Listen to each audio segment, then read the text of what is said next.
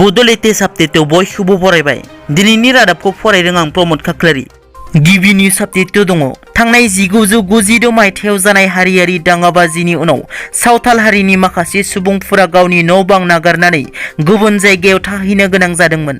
फ्राय 25 बोसोरनि उनाव बिटिआर हालामाव सावथाल हारिनि सुबुंफोरखौ लाबोफिननायनि बिथांखि लादों बिटिआर सरकारा। 1996, 2008, 2012 मायथाइयाव जानाय दाङाबाजियाव न' बां गारनानै गुबुन जायगायाव थाहैनाय सुबुंफोरखौ फैगौ 3 दाननि गेजेरावनो लाबोफिननाय जागोन होनना बिटिआरनि गाहाय प्रमद बर'आ मिथिहोयो।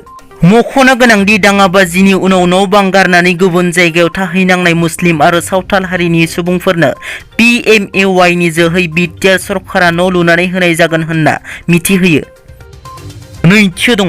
बाक्सा जिल्लानि मुसलपुर पुलिस थानानि सिङाव थानाय पलासकुरियाव मोनसे मुगैथाव जाथाया जालाङो।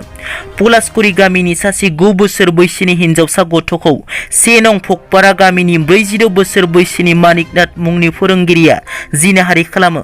फोरोंगिरि मानिकनाथआ हिनजावसा गथ'नि गामियाव फैबाय थानानै बिमा बिफा गैयैनि खाबुखौ लानानै सिगि सग' खालामना बुरखायफैबाय थायोमोन आरो जिनाहारि खालामलाङोमोन। मख'नो गोनांदि हिनजावसा गथ'आ सिगांनिफ्रायनो बे बाथ्राखौ बिमा बिफानो फोरमायथिदोंमोनब्लाबो जेबो फोरमान गैयैनि थाखाय मानिकनाथनि हेंथायै पुलिसनो एजाहार होनो हायाखैमोन। नाथाय बे खेबाव साहसि गोनां हिनजावसा गथ'आ जिनाहारि खालामनाय गासैबो जाथायखौनो बिफानि मबाइलाव रेकर्डिं खालामनानै लाखियो। बिनि उनाव बे जाथायखौ लानानै मुसलपुर पुलिस थानायाव फोरोंगिरिनि हेंथायै एजाहार होयो। बिनि उनाव लंपट फोरोंगिरिखौ पुलिसआ खायो। थामथियाव दङ। बिटिआर गोरोबथानि दफा बादियै गामि दानख'नाय आरो सुसननायखौ लानानै ससियेल मिडियायाव गोबां सावरायजागासिनो। बिटिआर गोरोबथानि दफा बादियै गामि दानख'नाय आरो सुसननायनि सायाव केस होनो नागिरनाया ससियेल मिडियायाव गोसारगासिनो। बिनि सायाव सनितपुर जिल्लानिफ्राय गांसे उदां लाइजाम।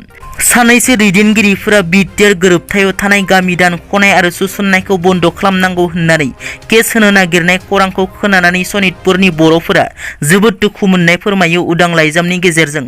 सनितपुर आरो बिश्वनाथ जिल्लानि बर'फोरनि सार्थआव केस होनो लानाय थांखिखौ बोखांफिननो उदां लाइजामनि गेजेरजों खावलायो। लोगोसे जुदि सोरनिबा गोरोन्थिनि थाखाय सनितपुरनि बर'फोरा बिटिआरआव हाबनायनिफ्राय जानगाराव थानाङोब्ला सनितपुरनि रायजोफोरा रावखौबो निमाहा होनाय नङा आरो बर'जों बर'नो होननाय सोदोबखौ जों बावगारनो हागौ होनना लाइजामनि गेजेरजों लिरहरो। दिनैनि रादाबा एसेनोसै। नोंथांमोना जुदि आंनि चेनेलखौ दासिमबो साबस्क्राइब खालामाखै, अन्नानै साबस्क्राइब खालाम। गोजोन्थों।